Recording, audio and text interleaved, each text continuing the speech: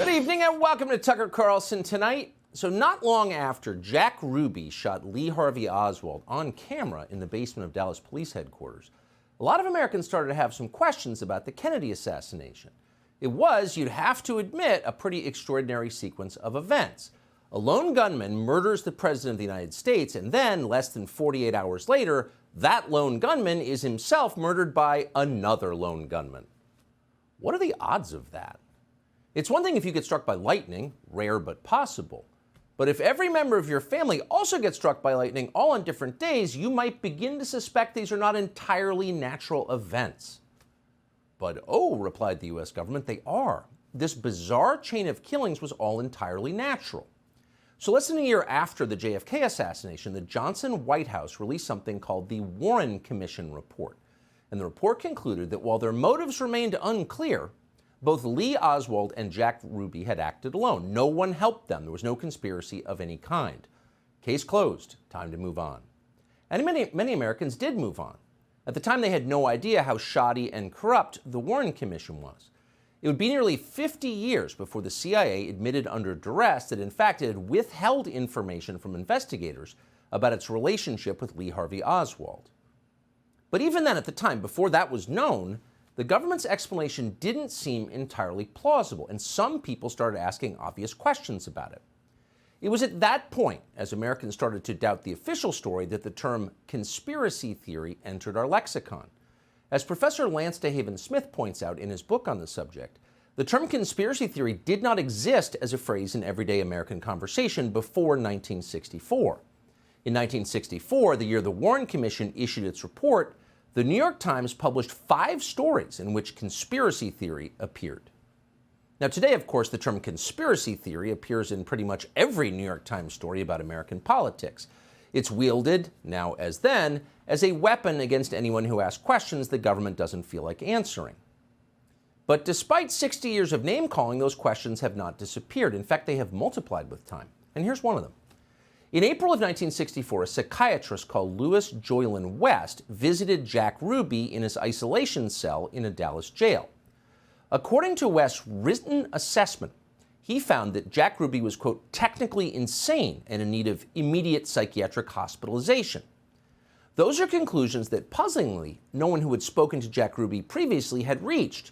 Ruby had seemed perfectly sane to the people who knew him. Louis Joylan West pronounced him crazy. But what West did not say was that he was working for the CIA at the time. Louis Joylan West was a contract psychiatrist for the spy agency. He was also an expert on mind control and a prominent player in the now infamous MK-Ultra program, in which the CIA gave powerful psychiatric drugs to Americans without their knowledge. So of all the psychiatrists in the world, what in the world was this guy doing in Jack Ruby's prison cell? The media did not seem interested in finding out. In fact, the New York Times, in an extensive 1999 obituary of West, never mentioned the fact that he had worked for the CIA, much less his time in Jack Ruby's cell, which seems relevant. So you can see why non-crazy people would wonder about what really happened, and of course many have wondered. In 1976, long forgotten, the House of Representatives impaneled a special committee to reinvestigate the JFK assassination. Their bipartisan conclusion? Jack Kennedy was almost certainly murdered as the result of a conspiracy. But the question is, a conspiracy by whom?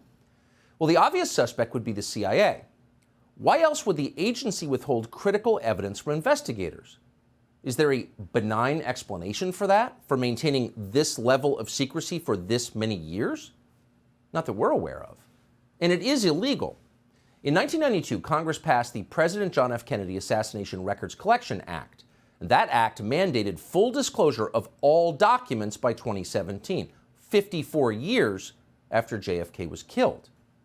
The last administration promised to comply fully with that law, but under intense pressure from CIA Director Mike Pompeo, withheld in the end thousands of pages of CIA documents.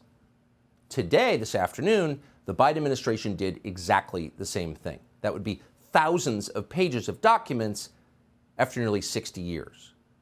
After the death of every single person involved. But we still can't see them. Clearly, it's not to protect any person. They're all dead.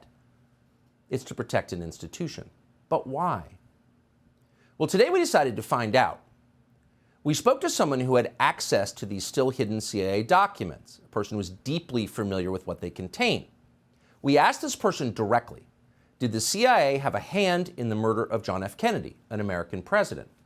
And here's the reply we received verbatim. Quote, the answer is yes. I believe they were involved. It's a whole different country from what we thought it was. It's all fake. It's hard to imagine a more jarring response than that. Again, this is not a, quote, conspiracy theorist that we spoke to. Not even close. This is someone with direct knowledge of the information that once again is being withheld from the American public. And the answer we received was unequivocal. Yes, the CIA was involved in the assassination of the president. Now, some people will not be surprised to hear that. They suspected it all along. But no matter how you feel about or what you thought about the Kennedy assassination, pause to consider what this means. It means that within the U.S. government, there are forces wholly beyond democratic control. These forces are more powerful than the elected officials that supposedly oversee them. These forces can affect election outcomes. They can even hide their complicity in the murder of an American president. In other words, they can do pretty much anything they want. They constitute a government within a government, mocking by their very existence the idea of democracy. As cynical as we have become after 30 years of watching government officials ignore the voters who employ them, we were shocked to learn this. It's not acceptable. Americans have trusted their government less with every passing year since the killing of John F. Kennedy. Maybe this is why. And people have known this for a long time. The people who knew would include every director of the CIA since November of 1963. And that list would include Obama's CIA director, John Brennan, one of the most sinister and dishonest figures in American life. That list would also include, we are sad to say, our friend Mike Pompeo, who ran the CIA in the last administration. Mike Pompeo knew this. We asked Pompeo to join us tonight, and though he rarely turns down a televised interview, he refused to come. We hope he will reconsider. Subscribe to the Fox News YouTube channel to catch our nightly opens, stories that are changing the world and changing your life. From Tucker Carlson Tonight.